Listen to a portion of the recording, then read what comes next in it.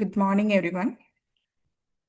It's my privilege to warmly welcome Ms. Jayashree A., Head of the Department, Applied Science and Humanities, KMCT College of Engineering for Women, Calicut, for today's FDP session.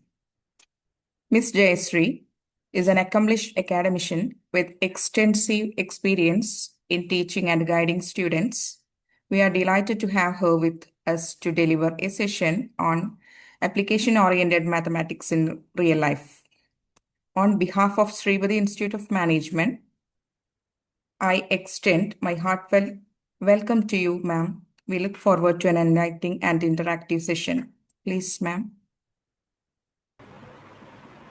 Thank you, ma'am. Am I audible? Yes. Yes.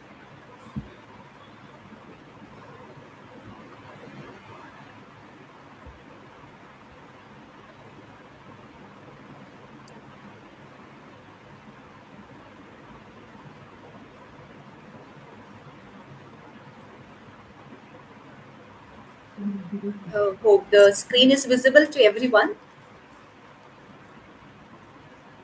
Ma'am, is it okay? Yes. Okay, very good morning, everybody. See, when we are hearing the word mathematics, many people immediately think of a lot of formulae, calculations in exams. But mathematics is much more than that. It's actually an invisible language of the technology, medicine, engineering, artificial intelligence, and even beauty in nature in and around us. Today, I will take you through a journey showing how mathematics is actively shaping our everyday life.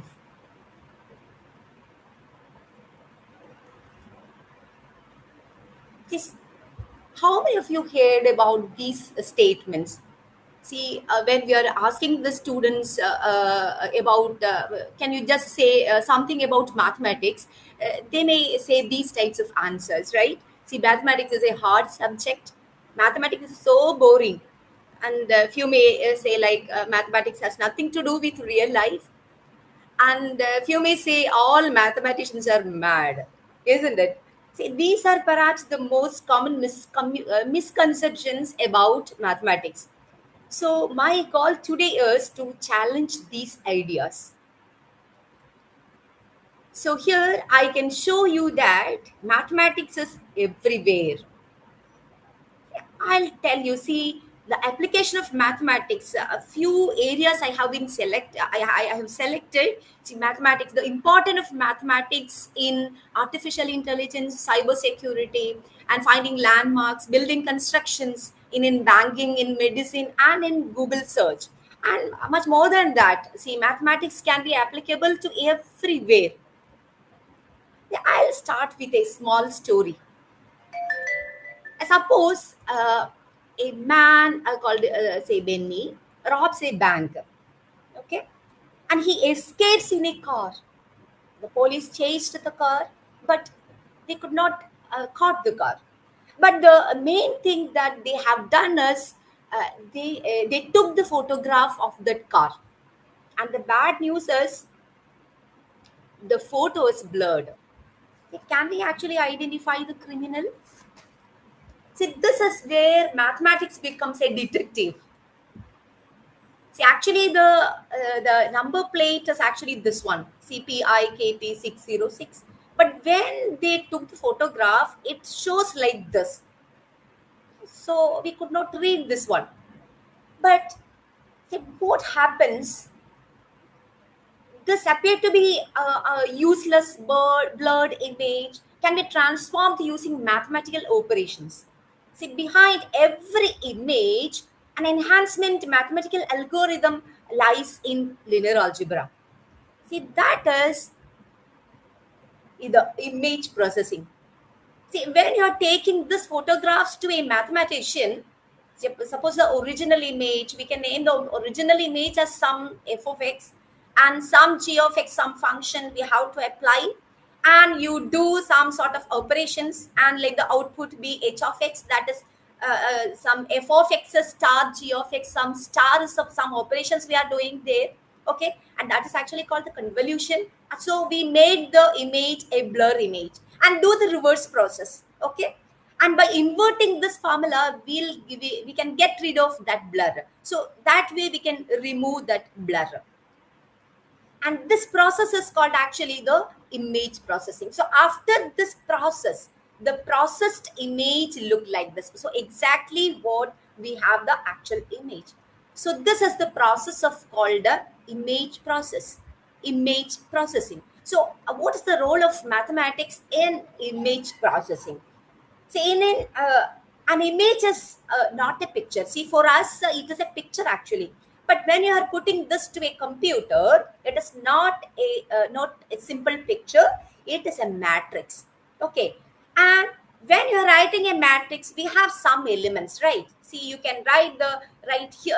You can see here the first three black and white pictures. Say there in the matrix, few values I have written. See, these are actually the pixels. Okay, the brightness of the pixels. So each entry of the matrix represents the brightness of a pixel. See, we used to take selfies, right? See, now it is common. See, everywhere if you are going, we'll take selfies. So a selfie may contain millions of pixels. To a computer, it is simply a huge matrix of numbers. See, for example, the Netflix filters, the Instagram filters, the face recognition, and all these operates on matrices. You can see in the screen there are two types of pictures visible. See, one is the black and white picture and the other is the colored one. See, in the black and white picture, it is actually the grayscale image. The first one is the grayscale image, and the other one is the colored one, that is actually called the RGB image. RGB stands for red, green, and blue. So an image is not a continuous picture, it is a massive grid of localized numerical values. So in the grayscale, see the zero, it varies from 0 to 255. 0 means it is white color, and we have different variations of, sorry, 0 means it is black color, and 255, that is the maximum value, that color is actually the white color. So from 0 to 255 we have lots of numbers. It is actually the variation of this black and white, so that this picture appears like this in black and white. So when we are putting this to a computer, it gives in the form of a grids or in the form of a matrices, and with respect to the pixel quality, it appears some numbers as the elements of this matrix. See, in red, green, blue image, RGB scale, every color image consists of three matrices. So here you can see three 2D matrices, red, green, and blue, and together they create all the colors. So accordingly, we have different matrices whose pixel values are entered in the as the elements of this matrix. See, again, a grayscale image, a single 2D matrix actually. Each pixel holds an integer from 0, that means the black, and 255, that means white, representing the light intensity. Okay, and you can see the picture on the right side, it is in grayscale. So various shades of black and white is visible there, and below that I have chosen another colored image. It is red, green, blue combination. Okay, so that is actually a 3D tensor of three stacked 2D matrices, red, green, and blue channel. Okay, so there are a few matrix operations that have been taking place in image processing. Let me just go through those operations. The main operations taking place in image processing is the matrix operations are matrix addition. See, addition and subtraction. See, addition is used for the image blending. See, enables image blending or change detection. See, in forensic science, matrix subtraction, another operation is matrix subtraction, removes a known background to isolate the evidence. For example, here you can see a picture and few things we are neglecting that, and we have to highlight the important evidence. So that matrix subtraction is happening in that.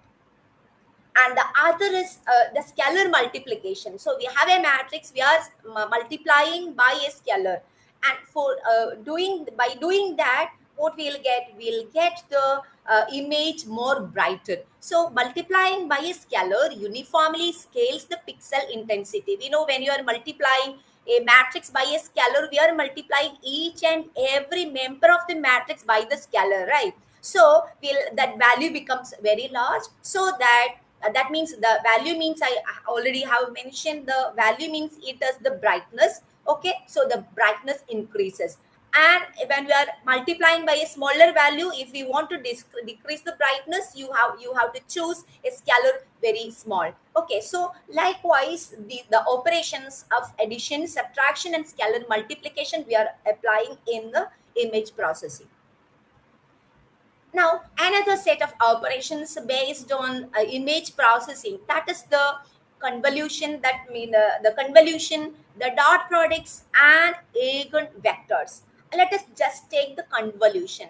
See, convolution means you might have heard this word convolution in Fourier transform and all. Here also we are using a sort of a matrix called, that is called kernel matrix. It is a small matrix, and we are multiplying the big matrix by the small matrix. Actually, we are just sliding the small matrix over the large matrix. So you can see a 6 by, I have chosen a 6 by 6 matrix here, and a small matrix of order 3. It is 1 0 minus 1, 1 0 minus 1, 1 0 minus 1, and that small matrix is actually called the kernel matrix. So you slide that small matrix over the large matrix like this. You can see the video there, that small matrix is moving right side.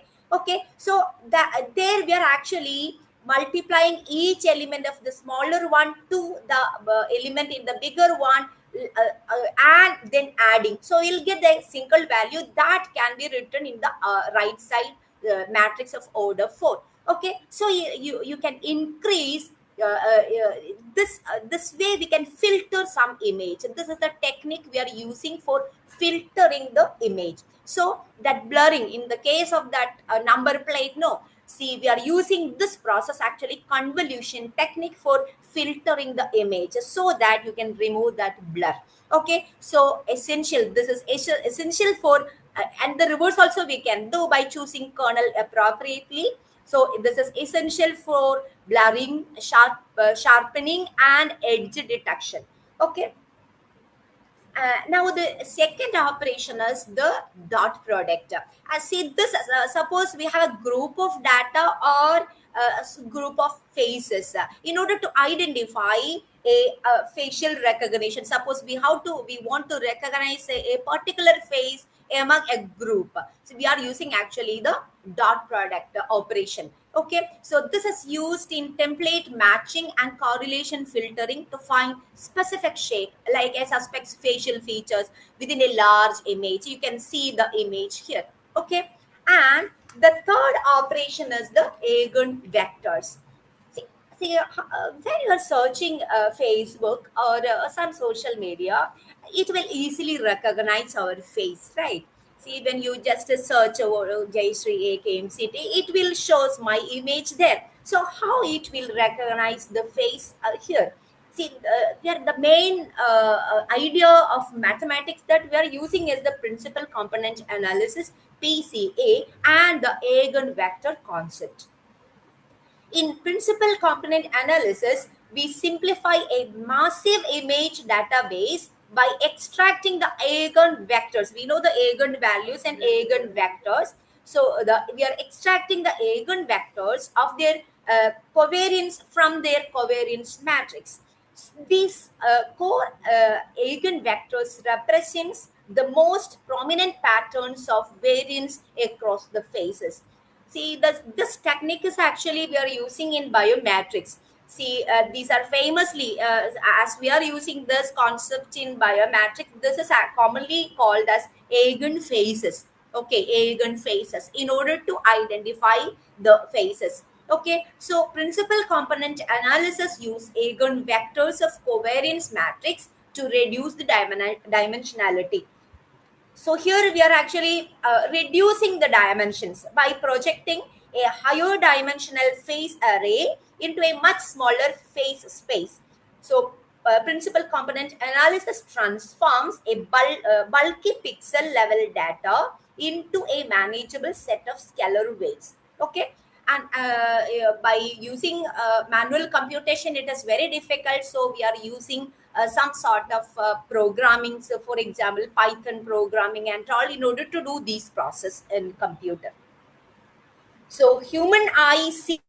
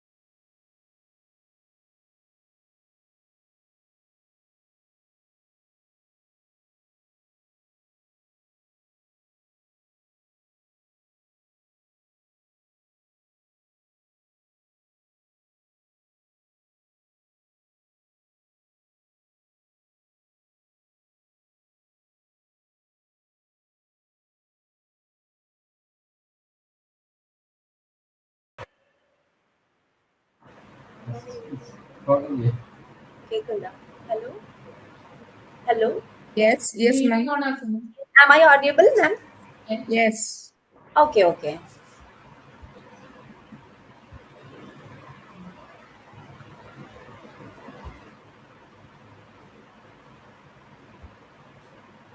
Please share the screen, ma'am. Yes, I am trying to sharing the screen, but it is something happened. I think. Let me just check.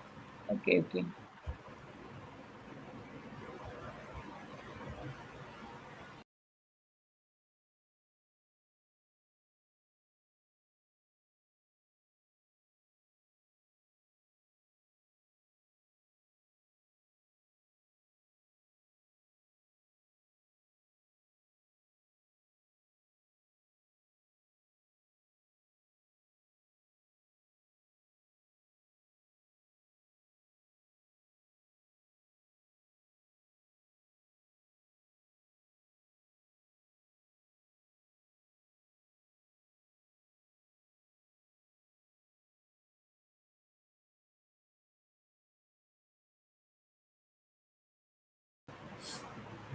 And that screen sharing option is stuck. I think I don't know what happened actually.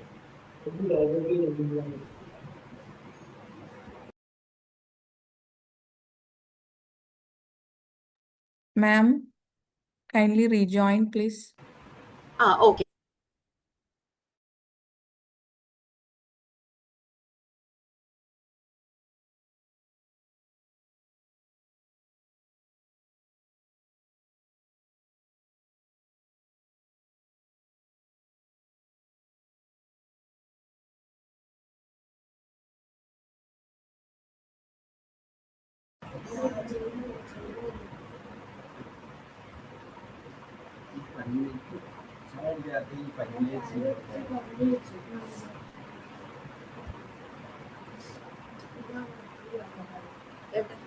Is it okay, ma'am?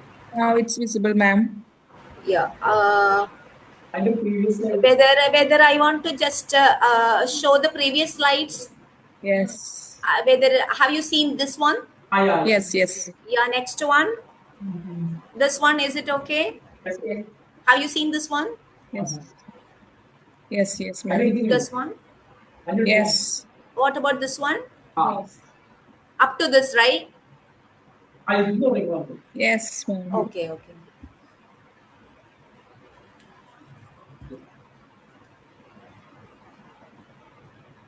So this is the another concept which we are using in mathematics, that is the Fourier image processing, that is the Fourier transform. So here we are shifting from the time domain to the frequency domain. So Fourier transform translate an image matrix from the spatial domain, that means the pixels into the frequency domain. That means sine and cosines. See, in forensic science, this is heavily used to eliminate the periodic noise. So, if a latent fingerprint lies on a repetitive pattern, or fabric print or printed grid, the Fourier transform isolates and subtract that frequency, leaving only the printine fingerprint. So, what we needed, it will shows like that. See, the same thing I have discussed already. You see the edge detection, we are using the edge detection and sharpening with the order 3 matrix. We are using a simple 3 by 3 kernel matrix. Already I have pointed out a simple order 3 matrix can completely transform an image. I told you we are sliding the small matrix over the higher dimensional matrix in order to get the quality, in order to filtering the image. See, a particular type of kernel I have considered here, a matrix 0 1 0 1 minus 4 1 and 0 1 0, and this particular kernel, this is called the Laplacian filter. See, the Laplacian kernel, okay, and this mostly we are using in image processing techniques. See, now just see this one. See, in the first picture you can see the exact object. This is the input object, and we are using, after the processing, we are sliding the kernel over the big matrix. We will get the second picture. You just see the second picture there. The only the edge is visible, the other one is looking in black color. So this is the edge detection. So using the Laplacian filter, we detect the edge in the whole image at once. So that small matrix, see the 0 1 0 1 minus 4 1 0 1 0, this Laplacian filter, we are moving along, we are sliding over that big image. What all image we have to get the exact boundary. For that big matrix, you slide over this kernel, okay, so that it will filter the edges alone. So now the output image look like this. So the advantage of Laplacian operator, or the Laplacian matrix. So that's what I told you. The human eye sees a big image, but mathematics see its boundaries. Okay, this is one of the example, a beautiful example of that. Now you just see the enhancement in action. See, biometric clarity. See, filtering matrices isolates distinct ridge structures from noisy surfaces, enabling automated matching algorithm to function properly. Now the number plate recovery, already I have mentioned, and trace the evidence. See, Sobel and Canny edge detection operators. See, these are Sobel means, or Sobel operator means a first order gradient method, and that is that compute both horizontal and vertical derivatives to approximations using two small 3 by 3 matrices. Okay, and this Canny edge detector, this is a more complex multi-stage algorithm. So these uses to outline the microscopic footprints or tool marks blending into backgrounds. So these techniques we are using in forensic science and all. Okay, so the actually we can say the four pillars of forensic image analysis. The first one is the objective truth. See, mathematical operations on this matrices always produce the same result, right? See, when we are repeating the action, it looks the same. That is, it is actually unbiased. See, for example, if an image enhanced algorithm, suppose we are applied to a CCTV. Today, suppose we are applying that, and after 1 year again we are repeating the same process. What about the output? The output remains the same. So there is truth. Mathematics is truth actually. Okay, and signal versus noises. Matrix algebra mathematically separates crucial evidence from destructive visual interference. You see, a forensic image contains actually useful information, signals, and also it contains some disturbances, some unwanted noises also it contains. So matrix algebra separates important evidence from the disturbances. For example, in a low quality CCTV image, suppose mathematical filters, which we have seen, can reduce the noise and make the evidence more clear. Okay, and the third one is the non-destructive. Digital matrices can be duplicated, transformed, or reversed without ever degrading the original physical evidence. See, digital images stored as matrices of pixel values, which I have told, and analysts work on copies of images while preserving the original image. Okay, so without changing the original image, they can process the data. Okay, and the last one is algorithmic perception. See, suppose a mathematical analysis can uncover hidden images, manipulations, and compressed areas that a human eye cannot see, that I have shown in the case of the edge detection algorithm and all. Okay, now, so that's all about the mathematics and forensic science or image processing and all. And now I'm moving on to another area, that is mathematics and the medicine. See, in modern medicine has been transformed my methods of seeing inside you without cutting you open, right? See, how do doctors see inside our body without a surgery?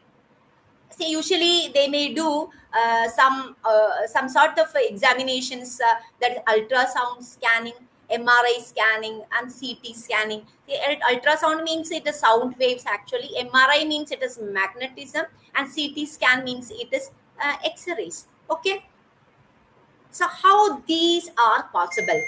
See, all use mathematics to work.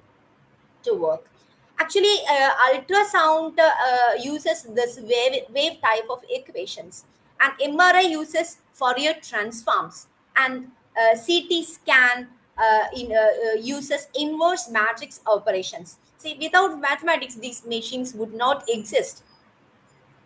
CT scan uses X-rays to create image of our inner body parts.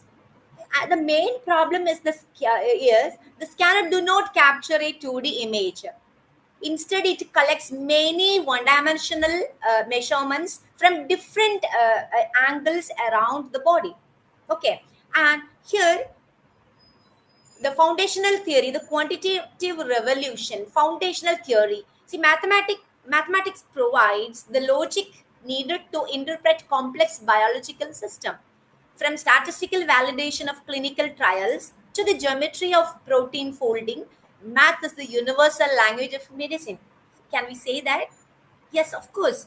Technological power. The modern medical devices are essentially mathematical computers. Without algorithms like Fourier transforms or differential equations, tools like MRI and pacemakers simply would not exist. See, we have actually biomedical engineering, a big area related with mathematics and in biology, in medicine. So there you can see different sorts of equipments, and all these equipments, behind all these equipments you can see the efforts taken by engineers, and this engineers who are working on mathematical equations. See, let us consider the CT scan. See, the main thing that we are using in CT scan is the radon transformation. See, radon transformation, you can see radon transformation RF of L, that is it is integral over L, F of X ds. It means that for each X-ray beam, the scanner adds up the densities of all the tissues along the line. The result is a single measurement called the projection. Suppose a shining a flashlight through an object. See, the detector will only measure the total amount of material the light passed through. By collecting thousands of such measurements from different angles, CT scanner collects enough information to reconstruct the internal structure. Okay. So you can see the right side image, that is the radon transformation, that is called sinogram, which contains all the projection data collected at different angles. The first image is the the input image, and the other one is the sinusoidal or sinogram. Notice that there you can see a curved shape pattern. Okay, that is a sinusoidal path.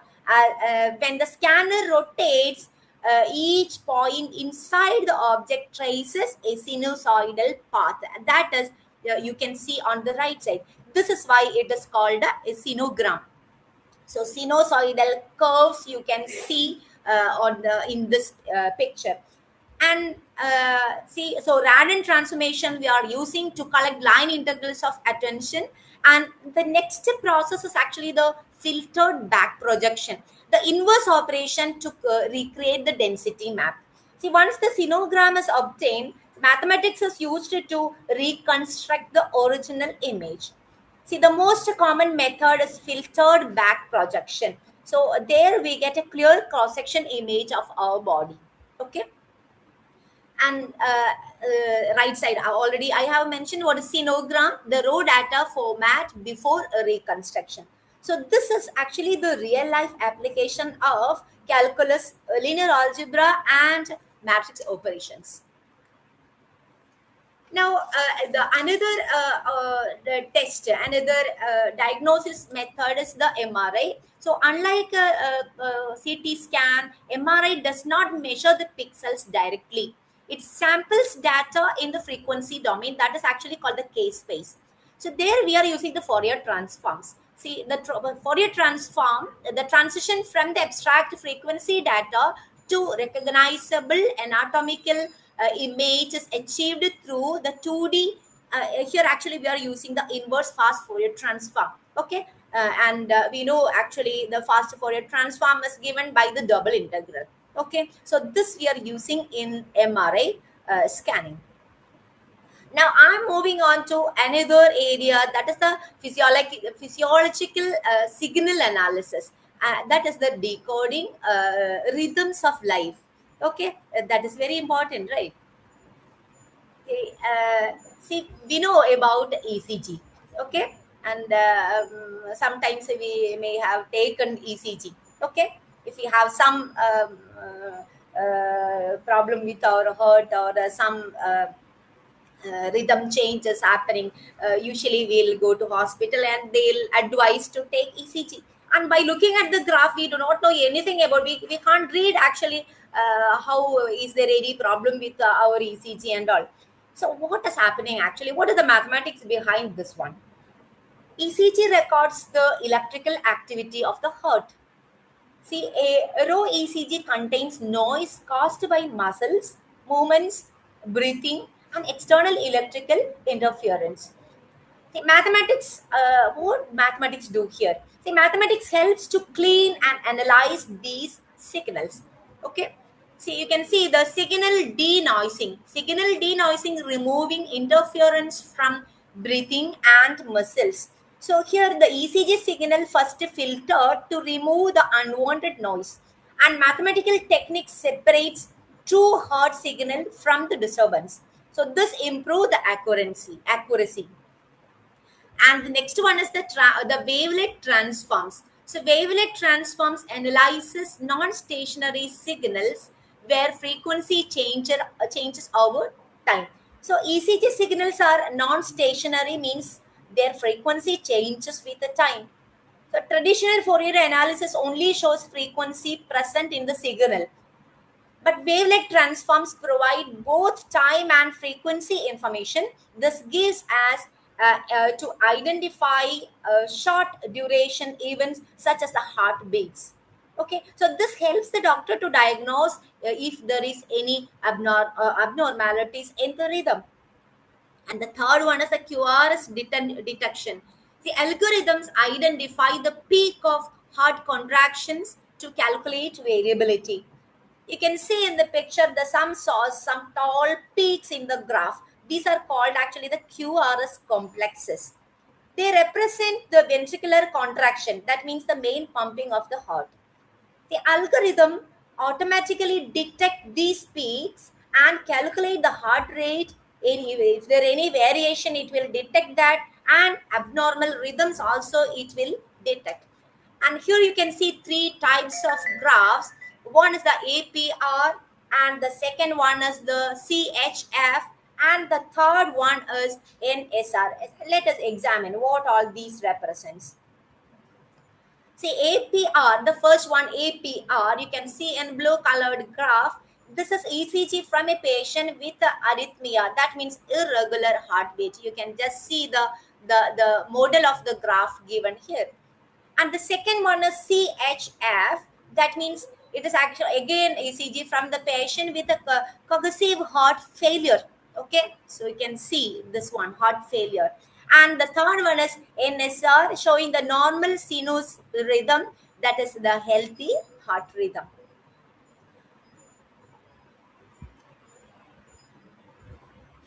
See, in the previous one, you can see that the spacing and the shape of peaks differ among these three signals. So actually in ECG, the wavelet analysis, this is the main area of mathematics used in this one, in this ECG area. Wavelet analysis helps identify the differences. Okay. Now let me take the next section, actually, pharmacology and drug kinetics. See, calculated healing and getting the dose right. Okay, see, the pharmacist, the doctors will be prescribing medicines if we have some illness. How, what about the preparation of this one, where we are using in pharmacy and all? See, pharmacokinetics modeling. Pharmacokinetics use mathematics to describe how a drug moves through the body using compartmental model. We have different models. This is the compartmental model. See, we are using actually a differential equation, that is a mass balance equation. See, the rate of change of drug concentration is modeled using this differential equation. dC by dt is equal to some d times Ka divided by V into e raised to minus Kat minus Kc. And I have the opportunity to take a few classes for the pharmacy students, and then they have one subject called remedial mathematics. So actually they are using, they are learning the partial differential equations, ordinary differential equations, partial derivatives, ordinary derivative, and the calculus oriented sections, and a little bit of matrices also. Now we have seen in the period of COVID and all, see, epidemiology and public health, see, predicting the future of global health, we are using mathematical model, usually the SIR model. The mathematical models track the spread of infectious diseases by dividing the population into three compartments. You can make models of these types. See, the people, those are at risk, and those spreading the pathogen, those spreading the pathogen, and the third one is those with immunity or disease. So this is the SIR model.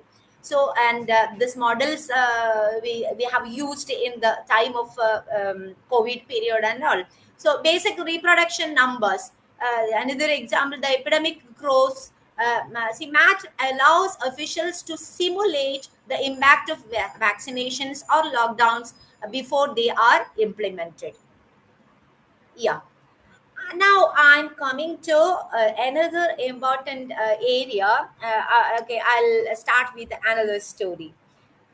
See, suppose, imagine it's 2 a.m., okay, early morning. A sophisticated cyber criminal group compromises a bank's secondary network server. They bypass the physical guard. They ignore the heavy steel vault doors, and they targeted the digital core. Okay, they initiate a wire transfer to move $50 million out of the bank into their account. It is untraceable offshore account. Okay, but what happened is suddenly the account got freezed. Within seconds, the account frozen. How? How this is possible? The money never leaves. The transaction freezes. Within milliseconds, an alarm triggers, the account is logged, and the authorities are notified. How this happened? See, this how did the security system catch them? There was no security guard looking over their shoulder. No human was fast enough to stop a digital transfer happening at the speed of light. The thief wasn't stopped by the bulletproof wall. Were stopped by the mathematical wall. That is the concept of number theory and cryptography. This is another important area which we are using in our day-to-day life. See, mathematics in banking. See, exploring cryptography, prime numbers, and group theory, the abstract algebraic structures that secure every digital transaction. And this will secure our financial technologies. These are the important mathematical ideas we are using in banking. Actually, what is a cryptography? See, this concept of cryptography, it is happened so many years before itself. Here, suppose so we want to send a message directly, or send a message to a second person without knowing the others.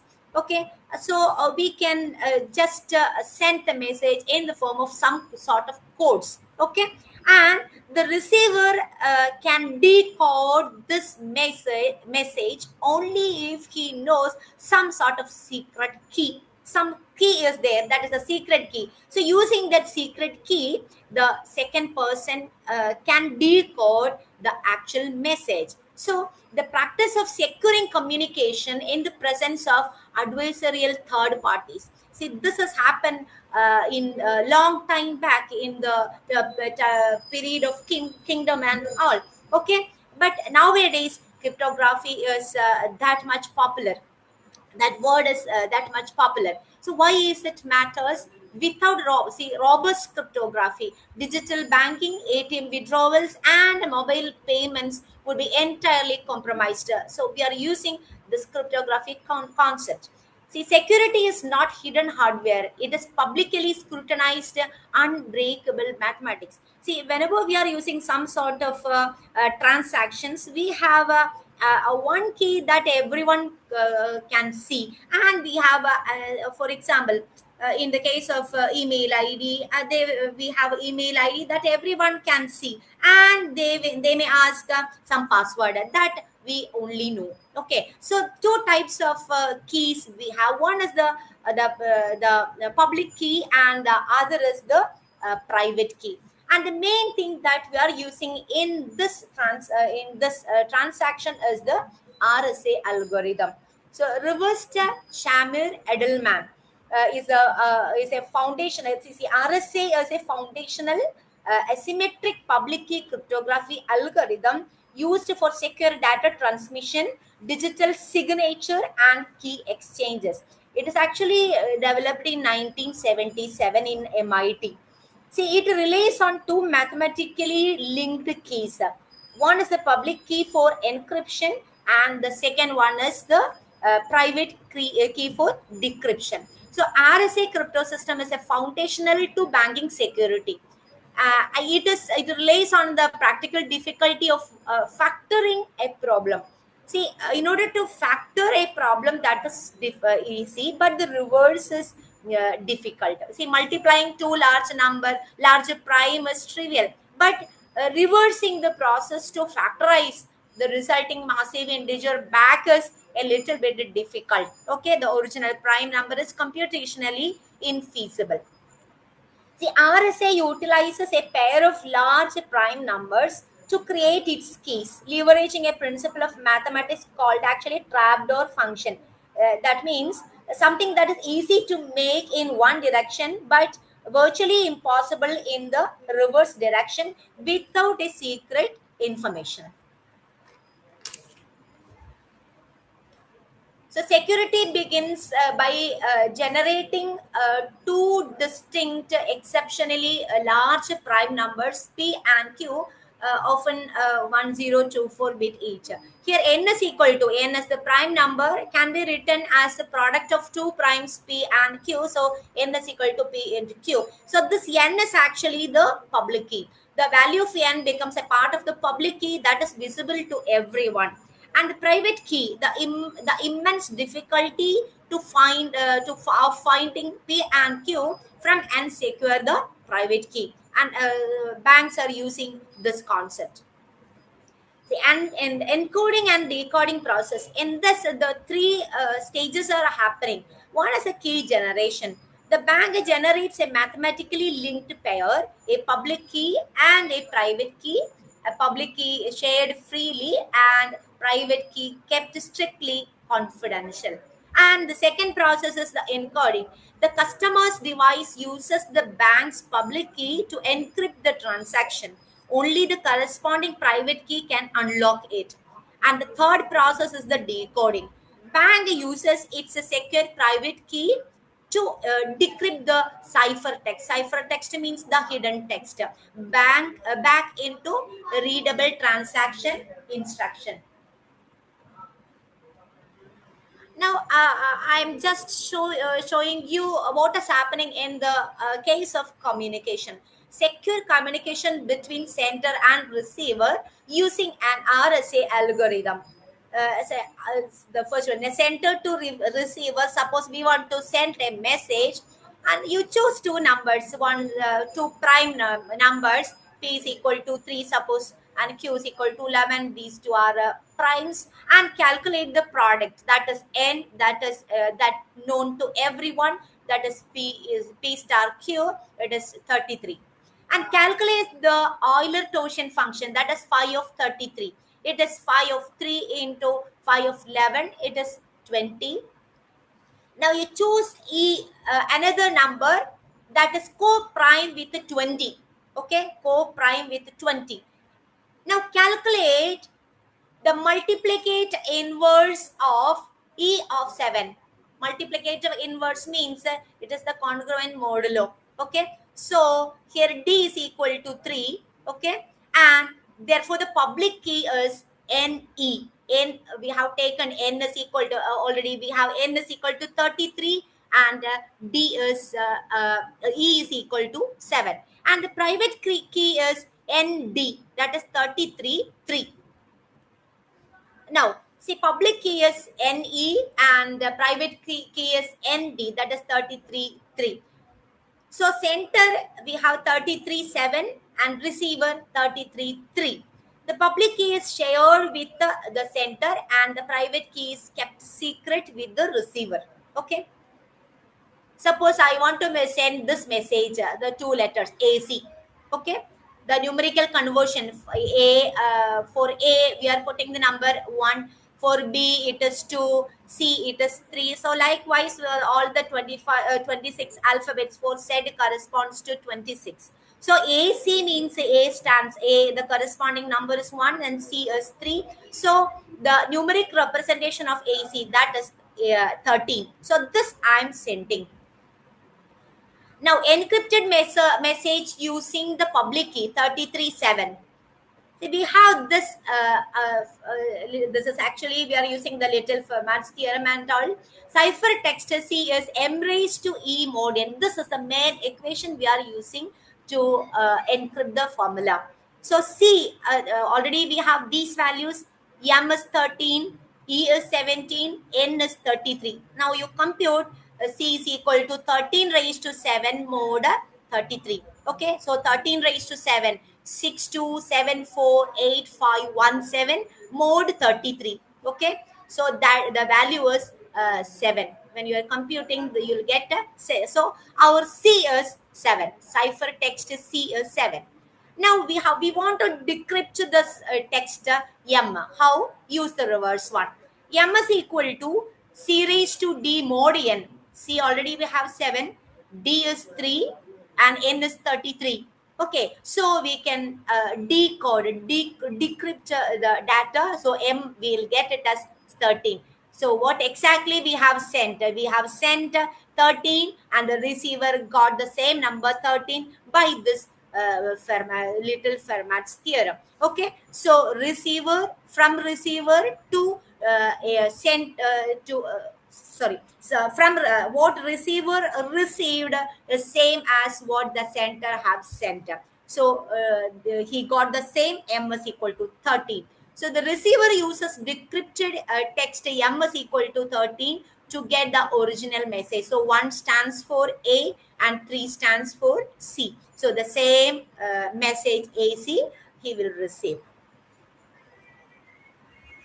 And nowadays again so many things are happening with respect to this RSA algorithm and all, so a little bit more security needed. So maximum, in order to get the maximum security and minimum power, cyber threats evolves.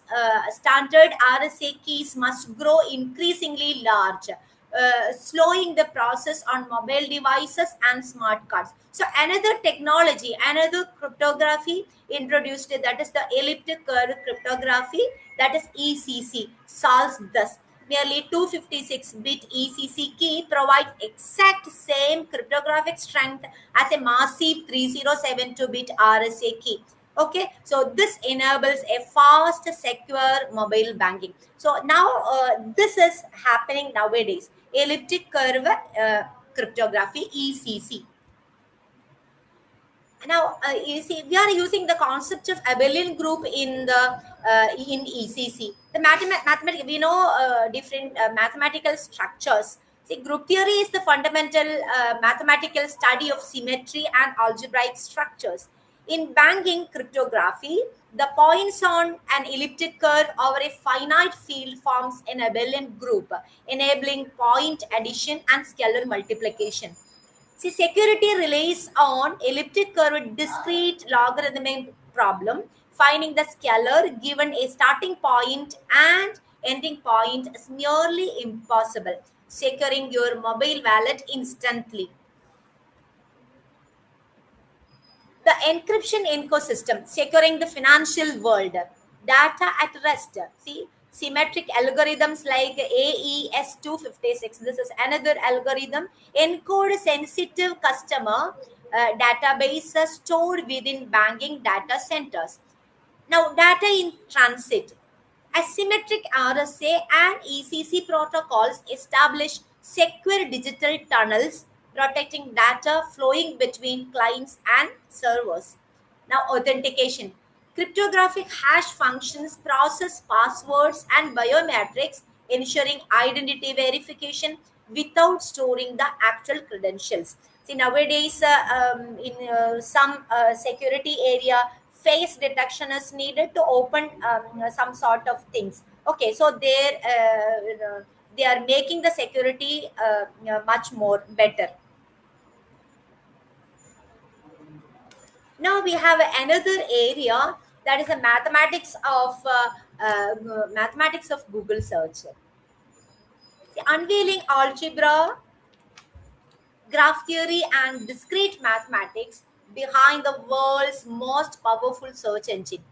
See, these are the three important areas of mathematics which we are using in Google search. See, when you are googling something, very easily we will get the image. See, ChatGPT that much it made our job so easy. See, what all objective we are searching, within seconds it will be showing in our screen. Okay, so that is a one advantage of ChatGPT. Okay, and what is the mathematics behind these things that we are looking into now. See, the three pillars of, before going to mathematics behind this one, what are the process happening in Google search? See, the three pillars of search. Before the math, understand the process. See, Google's search operates in three sequential stages, each powered by distinct mathematical disciplines. So let us examine that first. The first operation is called crawling. See, traverse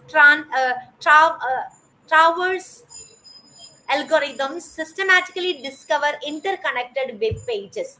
And the second operation is the indexing. See, hash tables and Boolean algebra parse, store, and categorize massive volumes of the text. And the third process is the ranking. Linear algebra and vector spaces determine the most relevant page for each query. Okay, now what is the role of mathematics here? See, the web can be considered as a directed graph. How? In discrete mathematics, the entire internet is elegantly modeled as a massive directed graph. We know directed graph, and that is denoted by some g is equal to some function of ve, where v denotes the vertices. Vertices, every single web pages can be treated as a distinct node. So we have distinct node that can be treated as the vertices, and edges. Edges, hyperlinks are directed edges. If suppose a page A link to a page B, then we can connect it between A and B by arrows which connect them. So this can be considered as a directed graph. And we are using the concept of adjacency matrix, we can connect it with again linear algebra. To compute the mathematical importance of a node, we map the graph into adjacency matrix. Suppose a page J links to another page I. If it is connected, the entry of the matrix will be 1 and otherwise 0. And we have to get the columns and you have to normalize the columns so that each sum to exactly 1, creating a stochastic transition matrix representing the probability of a user following a specific link. Okay. Now, a matrix of unprecedented scale. See, actually, 100 billion plus indexed web pages. The matrix has over 100 billion columns and rows, approximately 50 iterations needed. See, power iteration converge on the true eigenvector is roughly 50 steps. See, solving this deterministically is a computationally impossible. But when you are using, we need Google required a brilliant shortcut, iterative discrete math optimization to approximate the answer. Now we have three different disciplines for one system. That is the graph theory and linear algebra, and the third one is the probability theory. See, graph theory, already I have mentioned, provides the structural frameworks. See, without modeling the web as it was vertices and edges, the relationship cannot be defined. Okay, and the linear algebra, the role of linear algebra, it provides the computational engine, actually transform the structural links into quantifiable solvable equations. And the third one is the probability theory. It provides the behavioral model. It simulates a real human browsing behavior to ensure mathematical results match the reality. Okay. Now I'm moving on to AI, data science, and the relation of mathematics. Nowadays, this word is more popular. See, artificial intelligence everywhere. If you are talking with small kids, also they may say, "Oh, AI." Okay, so that much popular AI and data science also data analyst very demand. Data analysts are very demanding in society, that is very popular. And what is the mathematics behind these things? The unexpected role of number theory in the age of intelligence. See, the mathematical foundation, before we can construct artificial intelligence, we must build upon the absolute bedrock of pure mathematics. See, these are the core triads of AI math: linear algebra, calculus, and probability. The language of linear algebra, it is the language of data. Already we have seen in the image processing and all, how images are stored in the form of matrices. Okay, so here also linear algebra, it is the language of data. Vectors, matrices, and tensors allows algorithms to process multidimensional data efficiently, driving modern neural networks. And calculus, the engine of learning, optimization algorithm, particularly gradient descent method, rely on partial derivatives to minimize loss and improve the models. And the third one is the probability theory, the framework of reasoning. See, Bayesian inference and statistical distributions enable AI to handle uncertainty and make the predictions. See, actually, we can call the number theory as a tune of mathematics. See, traditionally, it was considered as the purest branch of mathematics. The number theory studies the fundamental properties of integers and primes. For centuries, it was thought to have absolutely no practical application. See, we when we have learned the number theory and all, I not even imagine. See, number theory has this much of applications. See, nowadays we can see this one. See, today it has stepped down from its pedestal to become the foundational bedrock of digital security, data structuring, and privacy preserving AI. See, number theory in action. See, the concept of prime numbers, modular arithmetic, and finite fields power modern data science and artificial intelligence. See, data science pipelines rely on massive database requiring instant bottleneck-free data retrieval. Hash tables achieve constant lookup times mathematically present as O1. Prime numbers are heavily used in modulo operations within hash functions to minimize the data collision. By disturbing data evenly, machine learning models can load vast training data sets efficiently without input output constraints. See, secure multi-party computation, homomorphic encryption, post quantum security. See, secure multi-party computation. Number theory enables institutions like hospitals and all to jointly train AI models without ever sharing their raw data or sensitive data with each other. Okay, nowadays we may have some robots. They are using a robotic surgery and all without human interference. They can do it by using robots. So they are trained such types of AI models. Now, another one is the homomorphic encryption. It is a FHE, that means the fully homomorphic encryption allows AI to proceed and make predictions on encrypted data. See, this futuristic privacy layer relies heavily on lattice based cryptography and post quantum security. Yesterday we had a wonderful session about quantum theory and all, and there we have learned we have seen the importance of quantum theory.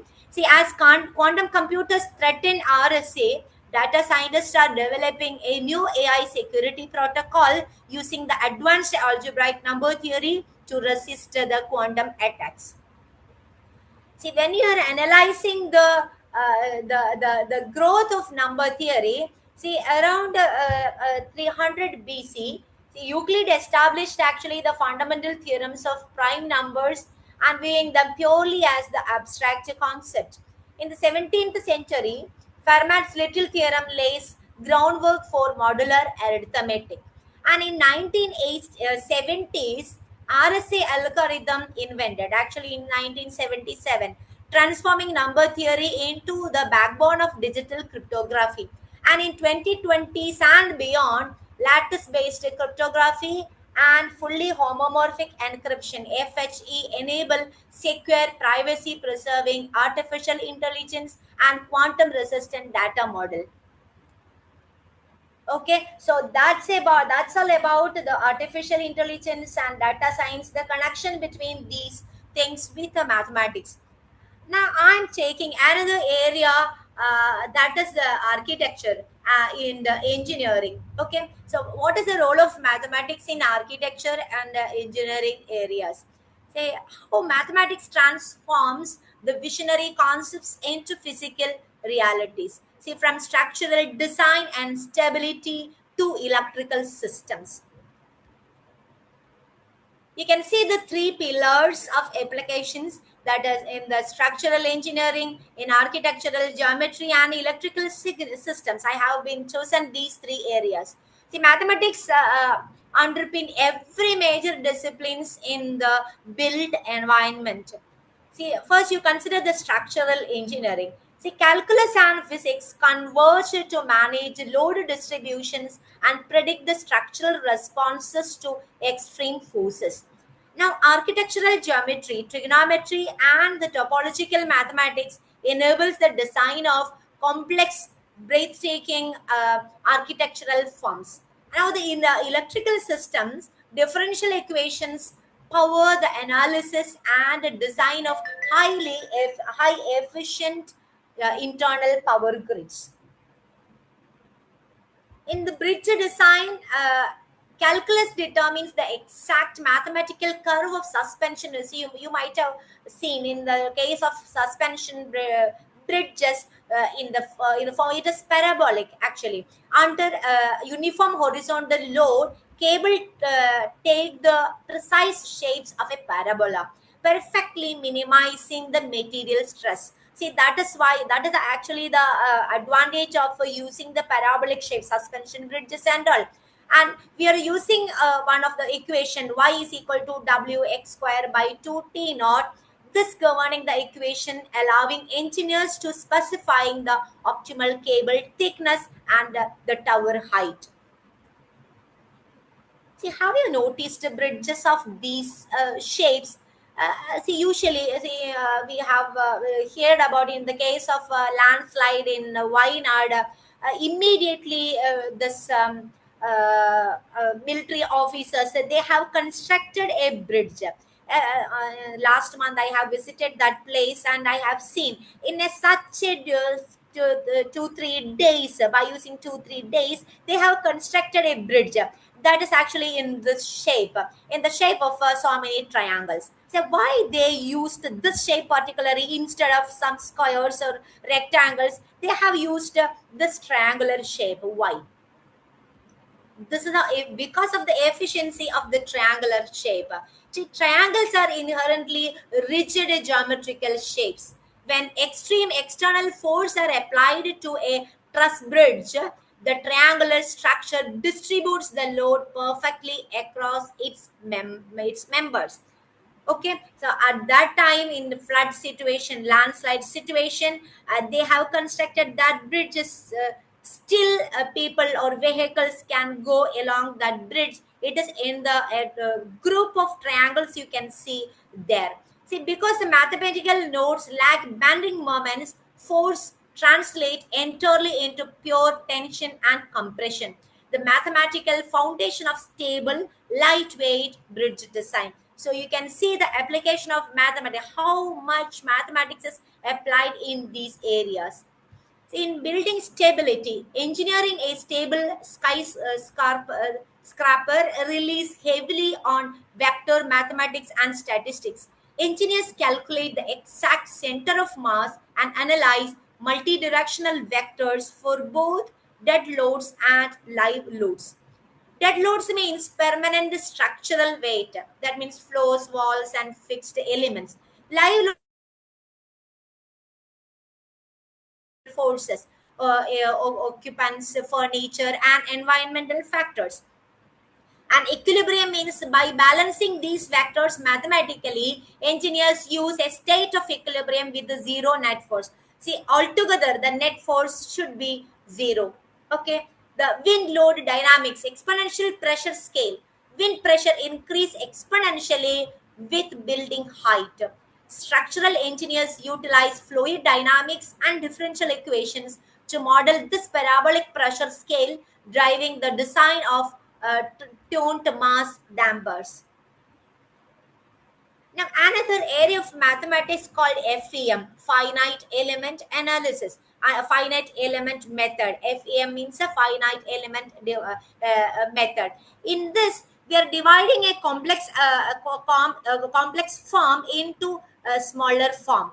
Okay, so complex architectural forms into, we are dividing into a smaller one. Mathematically, it becomes very easy to solve. That is the advantage of FEM. enabling the engineers to evaluate the structural weak points visually using the complex element displacement equations.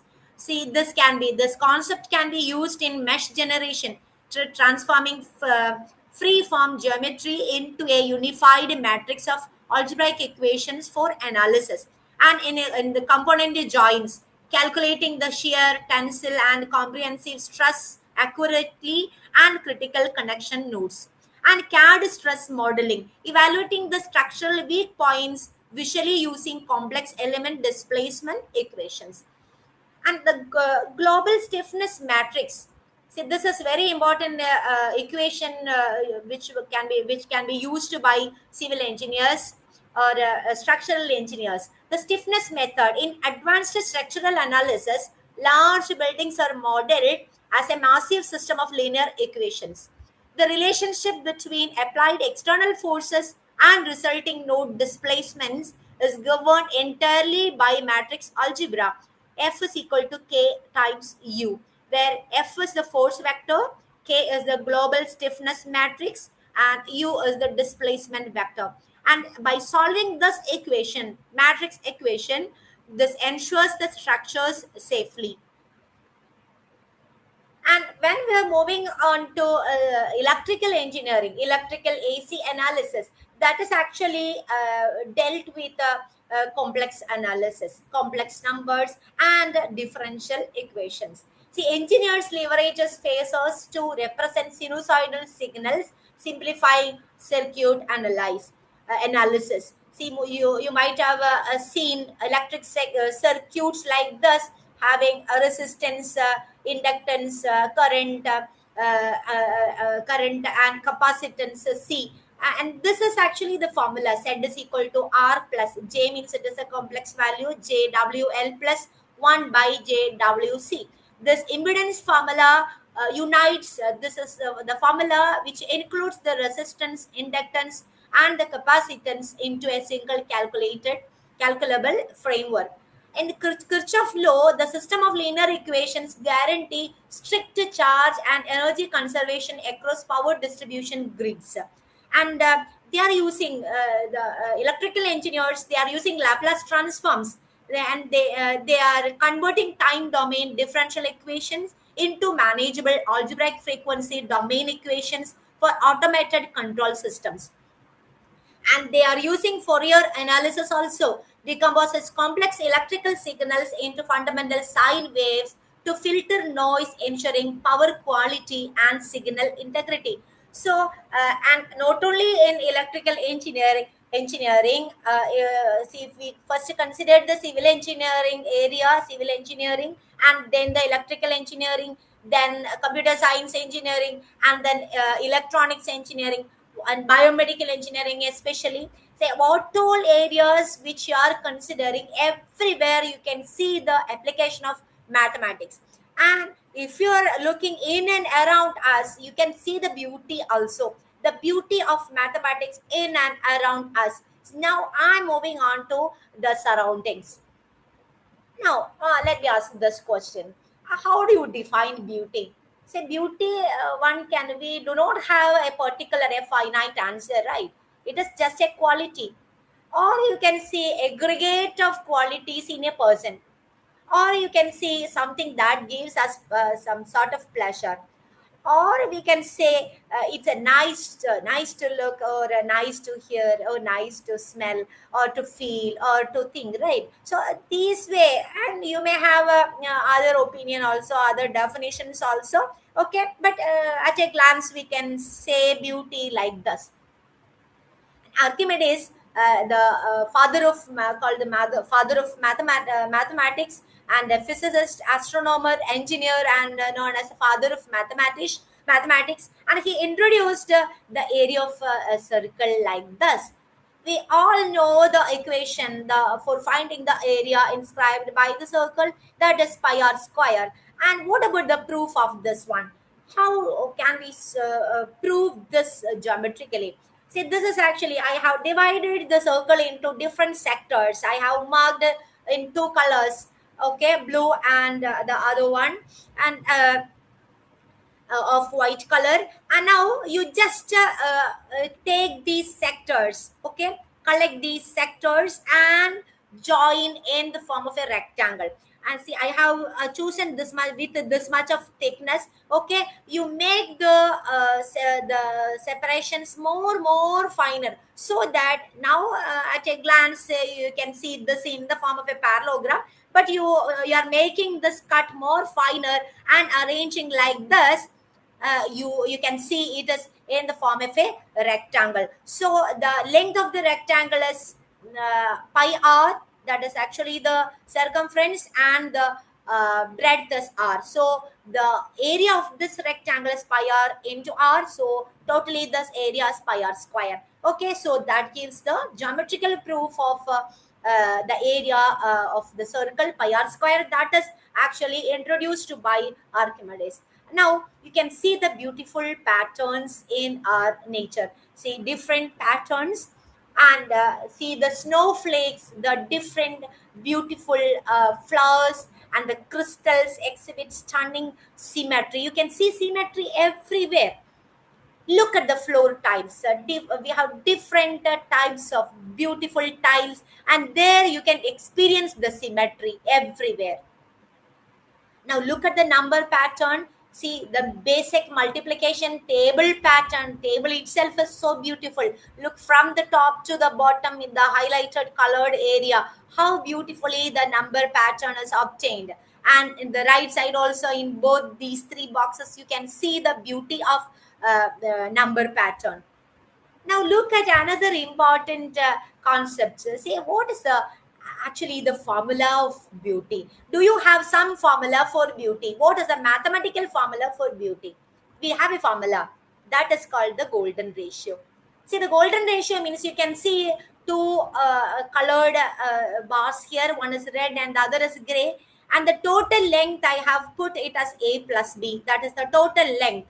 And red colored it is the having length A and the short one having length B. Okay, you just take the ratio of these two. That means the bigger one divided by the smaller one. A divided B. The bigger one is A, the other one is B. So the larger divided by the smaller, A by B. Or the other one, the bigger one is A plus B, the smaller one is A plus B by the smaller one, A. Or you take A plus B divided by B. Look at calculators. You will get, you will end up with a particular number 1.618 and so on. This is actually called the golden ratio. This is golden ratio is denoted by the notation phi. We all know about the Fibonacci numbers, and Fibonacci numbers preserves this ratio. Okay, we know 1, 1, 2, 3, 5, 8. The speciality of a Fibonacci number, any adjacent two numbers, when you add, you will get the next number. Okay, and, we can proceed like that. So now you take any adjacent elements, 2 and 3, take the ratio 3 by 2 or 5 by 3. You can see any adjacent numbers in the Fibonacci series, it preserves this golden ratio. Now you can see the golden ratio in our DNA also. Okay, this is the image of a DNA. Look at the golden ratio in DNA.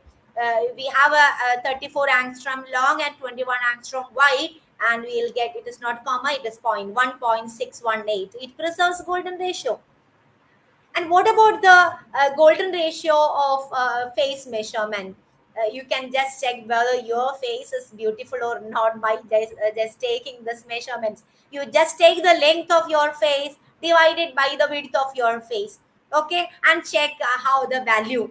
When you, if you are getting 1.6 means you will have a beautiful face, and it doesn't mean that if you're not getting 1.6 it is bad. No, everyone are so beautiful. Okay, a beautiful person's face is 1.5 times longer than its wide.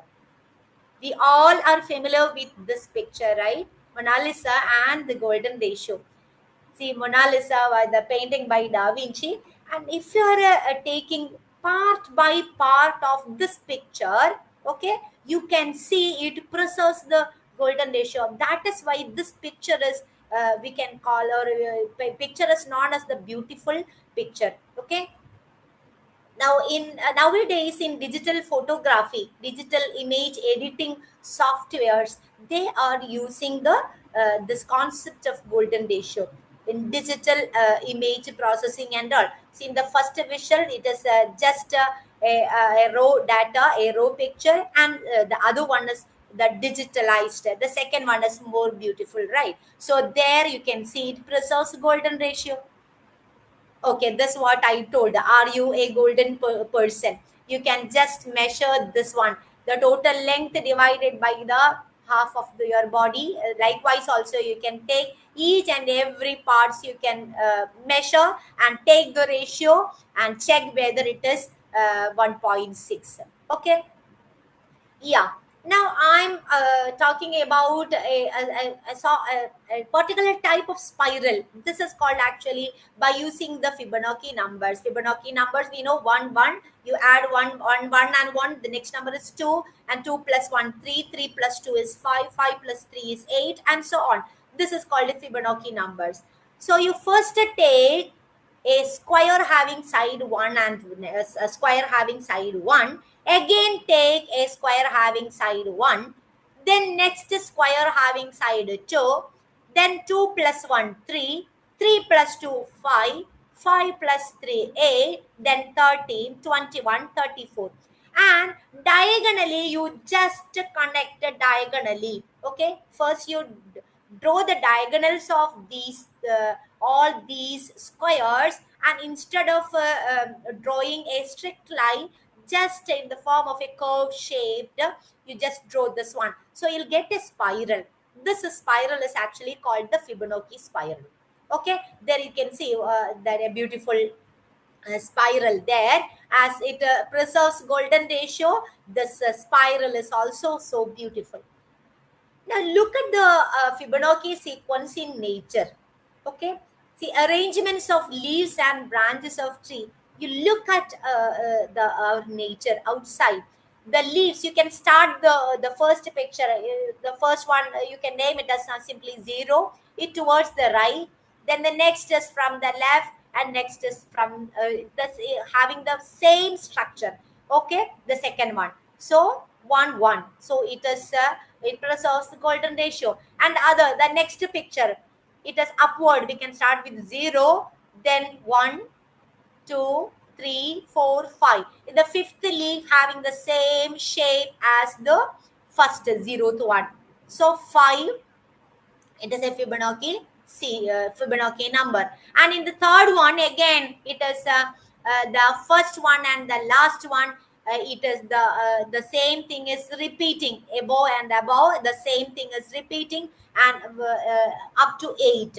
Okay, so 8 is a Fibonacci number. Now look at the branches in so many cases. If you may have will not preserve this thing, but majority of plants and branches, trunks of trees preserves this Fibonacci sequence. Look at the petals of flowers. See, we have flowers of these types, right? Having one petal and having two petals, 3, 5, 8, 13, 21, and 34, and so on. Okay, we may have others also, but I have collected examples of flowers whose petals preserves or having Fibonacci sequence, Fibonacci numbers. Look at the sunflower, the spiral. You can see the Fibonacci spiral here. Center seeds are generated from a sequence. There are two series of curves winding in opposite direction. One is the right side, rotates right side, and the other is left side. Two types of Fibonacci spirals you can see in a sunflower. See, like this. Okay, you can count. This is a 34 seed. See, these are actually the seeds. Okay, so 34 spirals are here. Okay, and the second one is having 55 spirals, and other one is the 21 spirals. Okay, all these are Fibonacci numbers. Now another example I have considered the fruitlets of pineapple. See, 8 parallel rows of scales spiraling gradually. See, you can see the fruit pellets of pineapple if you are counting, you can see some Fibonacci numbers in this also. See, the majority of pineapples had 8, 13 and 21 rows of fruitlets. Okay, and it has 3 series of spiral derived from a hexagonal pattern. Okay, and this is from C. It is a starfish. Again, it have 5 different legs. Okay, a Fibonacci number. And this what I call this the golden spiral. We are using this by taking the Fibonacci numbers. The spiral is formed by taking the Fibonacci numbers. Now let me ask this question: which is the most beautiful equation in mathematics? Which is the most beautiful equation in mathematics? Anyone have any answers? You can mute yourself and you can tell me the answer. Can anyone know which is the most, which is called the most beautiful equation in mathematics? Any answers from the audience? Please mute yourself and tell me the answer if you know.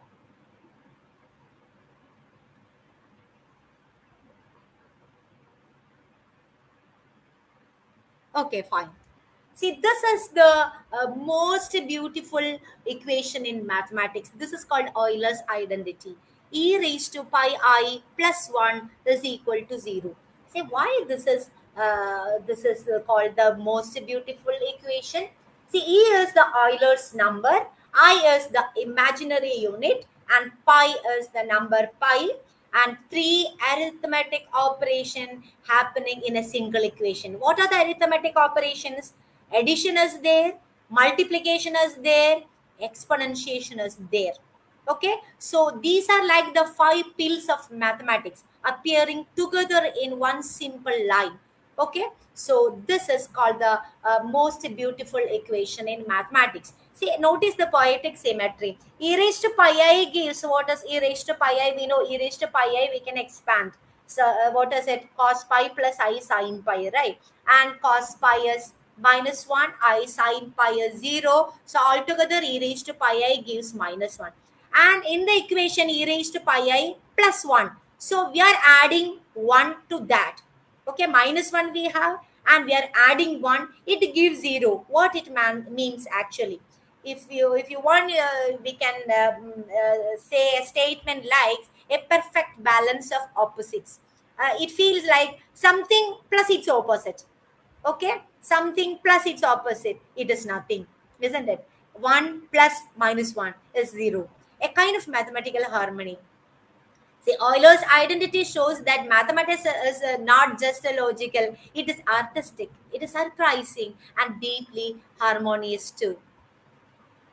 Another important, beautiful thing in mathematics is the fractal geometry, the infinite beauty. See, you can see, you might have seen these types of pictures. See the coastlines. There you can see the fractals. Fractals actually the simple repeated pictures of the same geometric shape. See fractals in clouds. Okay, see the picture fractals in clouds and fractals in trees. Okay, all these are so beautiful. And fractals in lightning, thunder and lightning. See what is actually fractals? It shows how simple rule can create incredibly complex and beautiful structures. And when you're zooming into that picture, it reveals repeating designs at every scale. Okay, this can be found in nature. We have seen in nature coastlines, clouds, trees, lightning, and so on. So fractals demonstrate that complex beauty can arise from simple mathematics. Nowadays, this fractal geometry, it is so popular, and while the application of fractals geometry is there, and many are doing research under this also.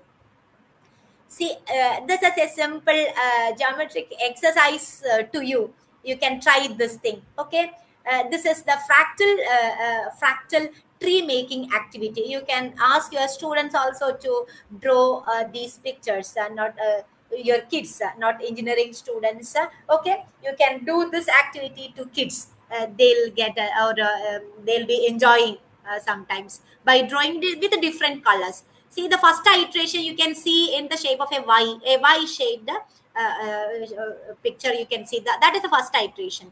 And from this both endpoint, again you draw Y shapes. Okay, so you'll get after 3 iteration the second picture, and after 5 iteration you can see the third picture. You'll get the picture as it is shown in the third one. And some 10 iteration, if you are repeatedly drawing this Y shape, you will get after 10 iteration a beautiful fractal tree like this.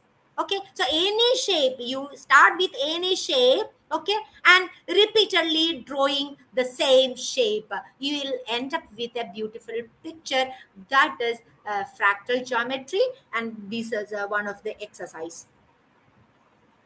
Now come to mathematics and music. Okay, mathematics plus music.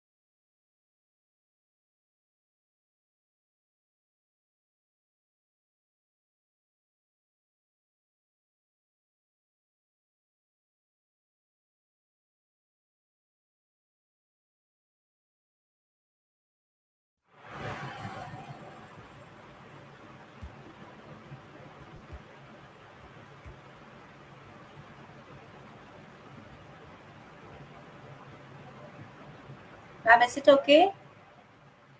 Yes, ma'am. Yes, yes. Sorry for the interruption. Yeah, what I'm Okay, trying ma'am. to tell you is the relationship between mathematics and music. See, mathematics, without mathematics the music is not beautiful. See, every step, each and every line, I can show you the application of mathematics, the counting, the rhythm, the scale, the pattern, the symbols, the dot, the pitch, etc., fully connected with the mathematics. You see, musicians' sounds are broken down into pure waves with fixed frequency.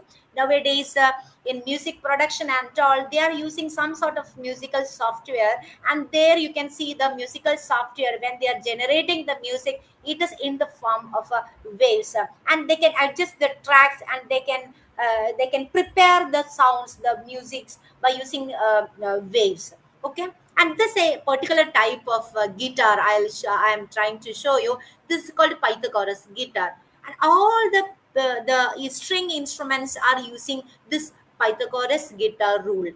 See, notes the pitch is inversely proportional to the length of the string.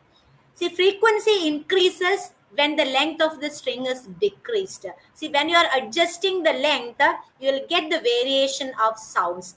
This is the fundamental mathematics in all the string instruments which Pythagoras figured out. And another one is the relationship between mathematics and dance, isn't it? See the symmetry, the steps. See, these are some simple steps.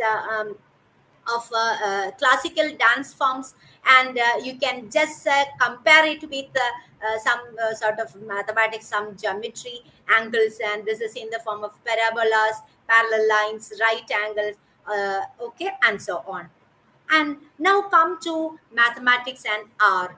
See, all these the ratios and proportions, the beautiful symmetry, see the combination, everything we are connecting with the, we are using the concept of mathematics. Even one do not know high mathematics, but everyone, those who are actively participating in these areas, they are indirectly using the concept of mathematics. Now look at the architectural designs rely on proportion and symmetry. The beautiful pictures around us. See the beautiful designs. Okay. Now the patterns, see, already in our home, so many years back, they our grandparents, they used to do these things, and they do not know about mathematics and all, but very neatly, very beautifully, they'll be doing these sort of column works and all. How this is possible? They do not know mathematics, but they have some ideas. Okay, so first they'll start with some dots and all. Okay, then they'll be connecting these dots by some other curves and all, in order to get beautiful pictures. Okay, now this is some Japanese craft. Usually, some school students, they'll be making these types of objects very nicely. Some three-dimensional shapes. Okay, by folding papers. This is origami pictures. You just unfold these pictures, these models, these objects. You can see the mathematical patterns there. Some rectangles, some triangles, and few. Parallelograms. Okay, so by using the geometrical concepts, actually this origami models have been making. Okay, so I'm now moving on to the last slide. Mathematics is not merely a subject, it is the language through which the universe communicates. Okay, it protects our money, diagnoses our diseases, powers our technology, designs our cities, and reveals beauty in nature. So Carl Frederick Goes said mathematics is the queen of science, and I'm adding one more thing: mathematics is everywhere. Okay, thank you so much. And if you have any queries, please ask. Okay, okay, thank you so much.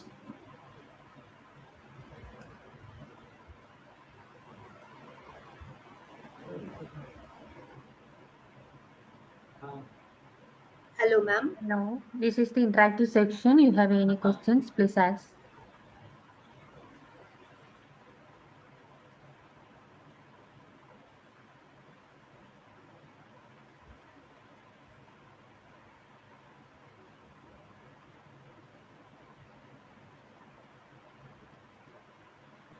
Thank you, ma'am. Okay. Thank you, ma'am, for your valuable time and informative section. Your section is beautifully demonstrate how the mathematics is connected to everyday life and engineering applications. Once again, thank you, ma'am. So Thank we you can so now much. conclude this section. The next section will commence at 2 p.m. There is a slight change in the afternoon section. Today, the TP section will handled by Mr. Ravi. The section by Mr. Sharshankar, which has been originally scheduled for today, which has been postponed due to an emergency. His section will be conducted tomorrow in the morning section. Okay, thank you. Thank you, ma'am. Thank you.